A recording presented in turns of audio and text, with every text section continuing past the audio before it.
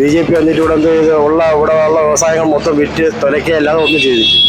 കേരളത്തിൽ അക്കൗണ്ട് തുറക്കില്ല. ನಾವೀಗ ಕೇರಳದ ರಾಜಧಾನಿ ತಿರುವನಂತಪುರಂನಲ್ಲಿದ್ದೇವೆ.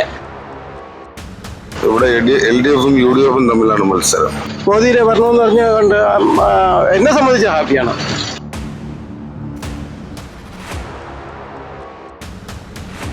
ರಾಹುಲ್ ಗಾಂಧಿ ಸ್ಪರ್ಧಿಸುತ್ತಿರುವ ವಯನಾಡ್ ಲೋಕಸಭಾ ಕ್ಷೇತ್ರವನ್ನು ಬಿಟ್ಟರೆ ಕೇರಳದಲ್ಲಿ ಅತಿ ಹೆಚ್ಚು ಚರ್ಚೆಯಲ್ಲಿರುವ ಲೋಕಸಭಾ ಕ್ಷೇತ್ರ ತಿರುವನಂತಪುರಂ ಅಥವಾ ಟ್ರಿವಾಂಡ್ರಂ. പിന്നെ താണ്ട് ഈ പിണറായിയുടെ മോഹൻ കണ്ട ആരെങ്കിലും വോട്ട് ചെയ്യൂ? ഞാൻ ഉള്ളതാണ് പറയണത്. ആര് ജയിച്ചിരുന്നാലും ഈ കമ്മ്യൂണിസ്റ്റ് വരരുത്. ಕಾಂಗ್ರೆಸ್ನಿಂದ ಸತತ 3 ಬಾರಿ ಇಲ್ಲಿಂದ ಗೆದ್ದಿರುವ ಮಾಜಿ ಕೇಂದ್ರ ಸಚಿವ ಮಾಜಿ ರಾಜತಾಂತ್ರಿಕ ಶಶಿ ತರೂರ್ 4ನೇ ಬಾರಿಗೆ ಕಣದಲ್ಲಿದ್ದಾರೆ. ഇത് കോൺഗ്രസിന്റെ കുത്തക സീറ്റാണ്. കോൺഗ്രസ്സുകാർ കളിച്ചാലും ശരി അയാളെ ജയിക്കും. അതിന് വേറെ മാറ്റമൊന്നുമില്ല. ಅವರಿಗೆ ಪ್ರಬಲ ಎದುರಾಳಿಯಾಗಿ ಕೇಂದ್ರ ಸಚಿವ ಉದ್ಯಮಿ ರಾಜೀವ್ ಚಂದ್ರಶೇಖರ್ ಬಿಜೆಪಿಯಿಂದ ಸ್ಪರ್ಧಿಸುತ್ತಿದ್ದಾರೆ. CPIನಿಂದ പന്നിയൻ രവീന്ദ്രൻ സ്പർധിಸುತ್ತಿದ್ದಾರೆ. ഇവിടെ BJP ജയിച്ച് കേന്ദ്രത്തിൽ പോയാൽ നമ്മുടെ കേരളത്തിന് വേണ്ടി ഒരു കുച്ചുക്കും ചെയ്യില്ല എന്നാണ് ഉറപ്പ്. തരൂര് വളരെ മോശമാണ്. ಕೇರಳದಲ್ಲಿ ಈವರೆಗೆ ಒಮ್ಮೆಯೂ ಬಿಜೆಪಿ ಒಂದೇ ಒಂದು ಲೋಕಸಭಾ ಸ್ಥಾನವನ್ನು ಗೆದ್ದಿಲ್ಲ. ಈ ಬಾರಿ ಆ ದಾಖಲೆ ಮುರಿಯುವ ಹಠದಲ್ಲಿ ಬಿಜೆಪಿ ಇದೆ. ഒരു കാരണം വെച്ചാലും BJP അക്കൗണ്ട് ഓപ്പൺ ചെയ്യില്ല. ಶಶಿ ತರೂರ್ ಮತ್ತೊಮ್ಮೆ ಗೆದ್ದು ಬೀಗುವ ಛಲದಲ್ಲಿ ಪ್ರಚಾರ ಮಾಡುತ್ತಿದ್ದಾರೆ. ಇಲ್ಲಿನ ಮತದಾರರು ಈ ಬಗ್ಗೆ ಏನು ಹೇಳ್ತಾರೆ ಅವರಲ್ಲೇ ಕೇಳೋಣ ಬನ್ನಿ.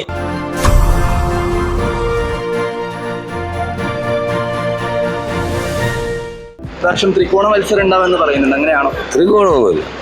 അങ്ങനെ ഒരു ത്രികോണത്തിനുള്ള സാധ്യതയൊന്നുമില്ല. ആരാണ് ജയിക്കുന്നത്? പന്നിയൻ രവീന്ദ്രൻ തന്നെ. ഇങ്ങനെ കേരളത്തിലെ ജനങ്ങളെ സാക്ഷരത ഒന്നാം മുമ്പിൽ നിൽക്കുന്നതാണ്. അവർക്ക് ആരെ കൊള്ളണം ആരെ തള്ളണമെന്ന് അവർക്ക് വ്യക്തമായിട്ടൊരു കാഴ്ചപ്പാടുണ്ട്. ആ കാഴ്ചപ്പാടിൽ അവർ വോട്ട് ചെയ്യും. ജയിക്കാൻ ചാൻസ് എന്തായാലും BJP ജയിക്കാൻ മറ്റേ CPI കമ്മ്യൂണിസ്റ്റുകാർ സമ്മതിക്കില്ല. അതുകൊണ്ട് മിക്കവാറും ശശി തരൂരിന് ചാൻസ് ഉണ്ട്. നാലാമത്തെ പ്രാവശ്യം ശശി തരൂർ ജയിക്കാനാണെന്ന് പറയുന്നത്. അല്ല, എനിക്കൊരു 90% ചാൻസ് ഉണ്ട്. ഇത്തവണ ഇവിടെ LDF തന്നെ വരും. ഇവിടെ ത്രികോണ മത്സരം ഉണ്ടെന്ന് ചോദിച്ചാൽ BJP 3ാം സ്ഥാനത്ത് പോകും. വ്യക്തിപരമായിട്ട് നോക്കുമ്പോൾ പന്നിയൻ രവീന്ദ്രൻ ജയിക്കാനാണ് സാധ്യത. പന്നിയൻ വിജയിക്കണമെന്നാണ് നമ്മുടെ ആഗ്രഹം. ശശി തരൂർ 4ാമത്തെ പ്രാവശ്യം ജയിക്കൂലാണ്. ഇല്ല, ശശി തരൂർ 3 പ്രാവശ്യം ആയില്ല. എന്ത് ചെയ്തു? ഒന്നും ചെയ്തില്ലല്ലോ. എന്താണ് ചെയ്തത്? ഒന്നുമില്ല. ഞങ്ങളൊരു ഹൈക്കോടതി ബെഞ്ചിന് വേണ്ടി എന്തുമാത്രം പുള്ളി ആദ്യം ഫസ്റ്റ് ടൈം ഇലക്ഷൻ എന്നപ്പോഴേ ഓഫർ തന്നത് ഹൈക്കോടതി ബെഞ്ചാണ്. എന്നിട്ട് 15 കൊല്ലം ഇരുന്നിട്ട് അദ്ദേഹത്തിന് പറ്റിയില്ലല്ലോ. പിന്നെ എന്തിനാണ്? തരൂരൊന്നും ചെയ്തിട്ടില്ല എന്നുള്ള കാരണമാണോ?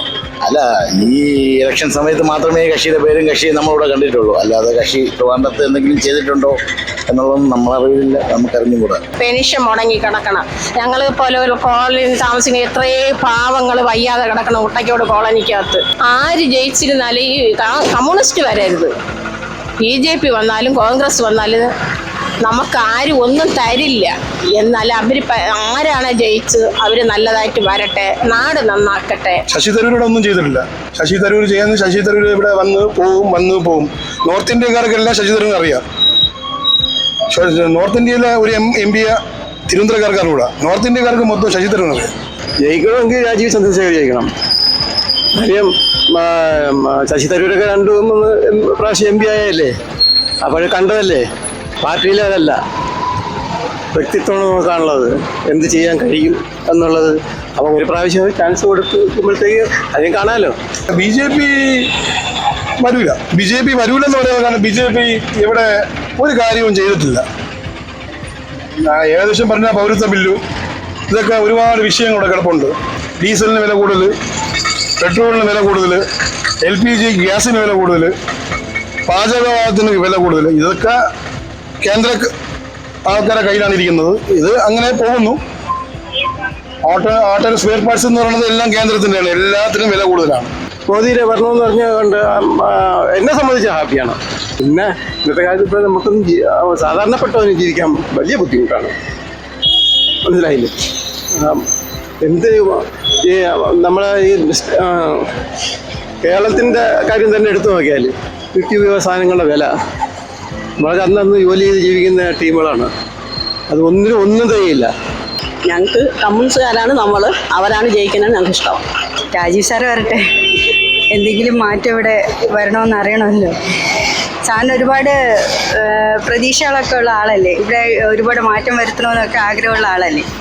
അപ്പോൾ സാറ് വരണമെന്നാണ് എൻ്റെ ആഗ്രഹം. BJP ആദ്യ ലോക്സഭ മണ്ഡലം എന്ന് സ്വപ്നം കാണുന്ന ക്ഷേത്രം ഒരിക്കലും വരില്ല. ഇവിടെ അക്കൗണ്ട് തുറക്കില്ല. കേരളത്തിൽ അക്കൗണ്ട് തുറക്കില്ല BJP, ഉറപ്പാണ്.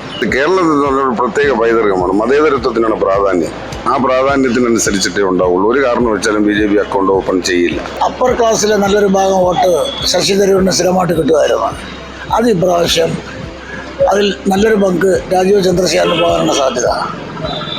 ഇവർ തമ്മിലുള്ള ഒരു ഇതിൻ്റെ ഇടയിൽ കൂടെ LDFിൻ്റെ ഈ സ്ഥിരമായിട്ട് കിട്ടുന്ന വോട്ട് കിട്ടി വരികയാണെങ്കിൽ പന്നിയും ജയിക്കാൻ സാധ്യതയുണ്ട്.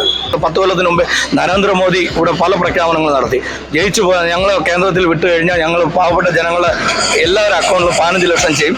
ഇത്രയും ജോലിയില്ലാത്ത അഭ്യസ്ത വിദ്യാർത്ഥികളായ എല്ലാവർക്കും ജോലി വാഗ്ദാനം ചെയ്തുകൊണ്ട് എവിടെ പോയി ഈ 10 കൊല്ലം കൊണ്ട് ആർക്ക് കിട്ടിയ ജോലി ഒരാളെങ്കിൽ BJPക്കാർ പറഞ്ഞെടുത്ത് കാണിച്ചു തരാൻ വേണ്ടി ഉണ്ടെങ്കിൽ അത് ഞാനെന്ന വ്യക്തിയായിട്ട് ഞാൻ സമ്മതിക്കാൻ തയ്യാറാണ്. ഇവിടെ BJP ജയിച്ച് കേന്ദ്രത്തിൽ പോയാൽ നമ്മുടെ കേരളത്തിന് വേണ്ടി ഒരു ചുക്കും ചെയ്യില്ല എന്നാണ് ഉറപ്പ്. അത് എല്ലാവരും മനസ്സിലാക്കുക.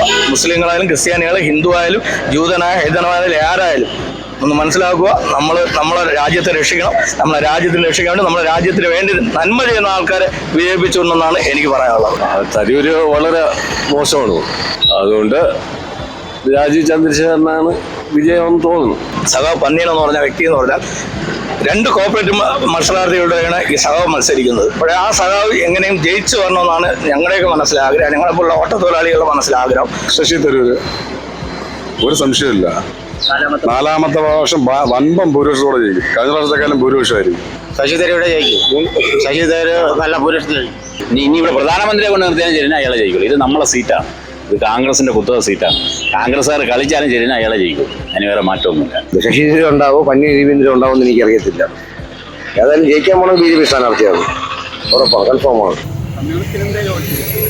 കേരളത്തിലെ ഭരണഘടന നമുക്ക് കമ്മ്യൂണിറ്റിയുള്ള ഒരു ചാൻസ് രാജശേഖരൻ അങ്ങോട്ട് കൊടുത്തു നോക്കാൻ ഒരു ചാൻസ് ഇങ്ങനെ തന്നെ എനിക്ക് ഉറപ്പാണ് അവിടെ ജയിക്കുന്ന കാര്യം. ഞാൻ LDFക്കാരനാണ്, അതുകൊണ്ട് പറഞ്ഞാൽ ജയിക്കുന്ന കരുതായിരിക്കും. ഈ തിരുവനന്തപുരം പാർലമെന്റിൽ ഞങ്ങളെപ്പോലുള്ളവർക്ക് കിട്ടാൻ പറ്റുന്ന ഏറ്റവും വലിയ സ്ഥാനാർത്ഥിയാണ് ശശി തരൂർ, ഡോക്ടർ ശശി തരൂർ. അദ്ദേഹത്തിനെ പോലെ ഇത്രയും കഴിവും കരുത്തുമുള്ള ഒരു നേതാവിനെ ഞാൻ കണ്ടിട്ടില്ല.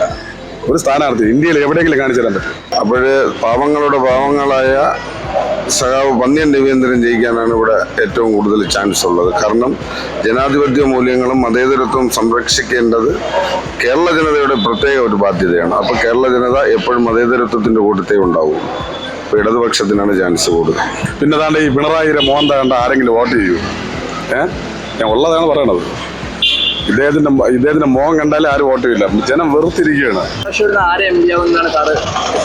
പന്ന്യൻ രവീന്ദ്രൻ ഉറപ്പായിട്ട്. 4ാമത്തെ പ്രാവശ്യം ഒരിക്കലും ഇല്ല. തരൂരൊക്കെ പോയിട്ട് എന്ത് ചെയ്ത് ഇവിടുത്തെ തിരുവനന്തപുരത്തിന് വേണ്ടി? അവര് വെറുതെ അവിടെ പോയി MP ആയിട്ടിരിക്കണമല്ലാതെ ഈ തിരുവനന്തപുരത്തിന് വേണ്ടി ഒന്നും ചെയ്തിട്ടില്ല, ഒരു പണി ചെയ്തിട്ടില്ല. അത് കണക്കാണ് രാജീവ് ചന്ദ്രശേഖരൻ. BJP വന്നിട്ട് ഇവിടെ എന്ത് ചെയ്ത് ഇവിടെ ഉള്ള വ്യവസായങ്ങൾ മൊത്തം വിറ്റ് തുലയ്ക്കല്ലാതെ ഒന്നും ചെയ്തിട്ടില്ല. ശശി തരൂർ ചെയ്ത കാര്യങ്ങൾ, വിഴിഞ്ഞം തുറമുഖം, ഇന്റർനാഷണൽ എയർപോർട്ട്, ഇങ്ങനെ ഒരുപാട് കാര്യങ്ങൾ, ഇവിടുത്തെ IT പാർക്കുകൾ, ഒരുപാട് കാര്യങ്ങൾ ഇവിടെ തിരുവനന്തപുരത്ത് കൊണ്ടുവരാനും വേറെ പുതിയ സെറ്റപ്പുകൾ കൊണ്ടുവരാൻ ശ്രമിച്ചുകൊണ്ടിരിക്കുന്ന ആളാണ്. അപ്പോൾ അദ്ദേഹം തോക്കുമെന്നൊക്കെ ഇങ്ങനെ പറഞ്ഞു കഴിഞ്ഞാൽ ചിരി വരില്ല ഞങ്ങൾക്ക്. ഇവിടുത്തെ കഴിഞ്ഞ പ്രാവശ്യത്തെക്കാലം 25,000 വോട്ടിന്റെ കൂടെ ഭൂരിപക്ഷം ഉറപ്പായിട്ട് കിട്ടും.